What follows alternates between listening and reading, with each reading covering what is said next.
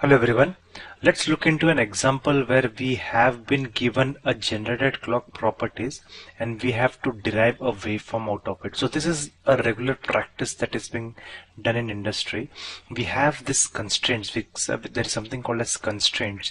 So the constraints are being given. So in those constraints, you will be having the generated clock definition and its properties, and usually it becomes a task to create a waveform out of the properties of the generated clock. So let's try to do that over here. It's very simple. So for example, this is one of the tables of the generated clocks, and these are the values that has been given to us.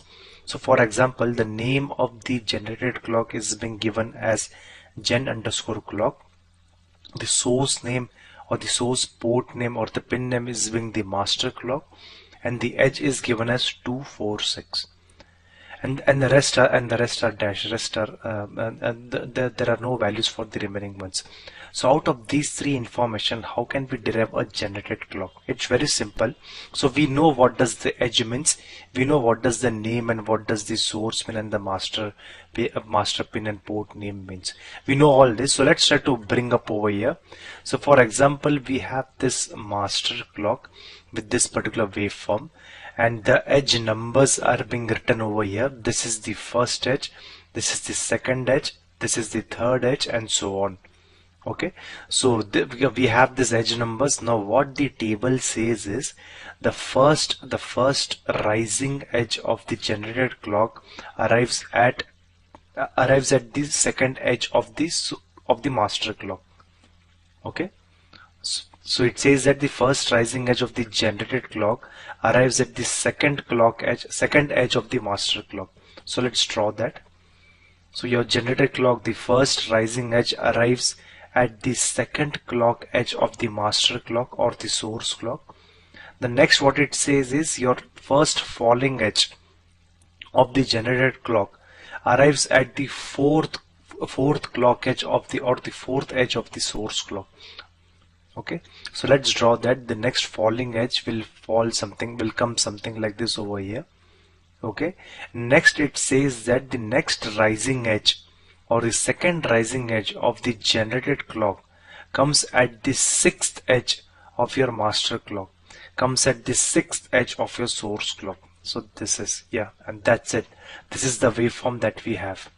Okay, so out of the generated clock properties or out of the generated clock definition that we already might have in the constraints, we can always derive a waveform out of it, and this waveform can be further used for analysis. So if you look at this waveform, the frequency of this particular waveform is half of that of the master clock. So it's basically divided by 2 circuit itself. The only change is there is a phase shift of 90 degree over here. Okay, you see there is a phase shift over here with respect to master clock, and to define this phase shift, there is no option that is being given to us, that is being given to the user. That's why the edge is a very good option to you to define this kind of waveforms.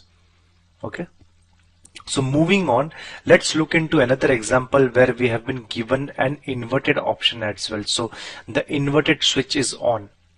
Okay, so we have all these definitions, and along with this definition we have the inverted switch as turned on. So in this case, how will the waveform look? It's pretty simple. So initially you draw the waveform without inverted, and then you just invert the waveform. So for example, in this case we have done half of the job. Okay, half of the job is basically creating a waveform with the first 3 options, and now we have to just invert it. So the waveform, the generated clock waveform, let's call it dash, and the waveform with an inverted option will look something like this. So this is how the final waveform will be looking like. So for example, this was what was given to you. So this waveform will never come into picture. It will be directly this waveform, which will be used for your analysis. Okay, so this will be an intermediate waveform, and this is your final waveform, with the current options being set over here. So this is what we have for the inverted clock definition. It's again a divided by 2 inverted clock with a phase shift. So all this kind of irregularities on the waveform can be modeled with the help of by switching by turning on and off the generated clock properties. That's all always available with us. Okay, so and this is the continuation of this of the same waveform. That's what we have. Okay, and there is one more way to represent this kind of waveform. So for example, we have been given, or for example, we have been given this kind of waveform, and now we have to derive the generated clock properties out of it. There is a different way to do it, and we already know about that. It's that we have the edge option which has been given to us. So how does the edge option works over here? If you look into the edge option, it says the first rise edge, the first fall edge, and the second rise edge. So if we give a proper options over here, even the inverted option might not be even required. So let's look into it. How do we do this? So for example, now in this kind of waveform, we have to see where the first rising edge comes. So starting from this clock edge, if you move, this is the fall edge. This is the first rising edge that comes for this generated clock dash. Okay, so we will say that the first rising edge for the gen clock arrives at the fourth clock edge. So let's put 4 over here. We'll put 4 over here. The first fall edge comes at the 6th edge of the source clock, and the second rising edge comes at the 8th edge of the source clock. So the options over here will comes at 4, 6, and 8. So it clearly specifies that the first rising edge of the generated clock comes at the fourth edge of the source clock. The fourth edge could be a rise or a fall, doesn't matter. It is just an edge number. So okay, second, the first falling edge comes on the 6th edge of the source clock, and the last falling, the second rise edge comes at the 8th edge of the source clock. So this is how you define 4, 6, 8 over here, and you don't even need this inverted option. You can just put a blank. You just put a dash over here. Okay, so this is always possible with an edge thing, with the edge being the property of the generated clock properties. All these features are always possible. So next, what we have to look is, even even though we have the edge option which has been given over here, there are cases where even the edge option is not sufficient for us. In that case, what do we do?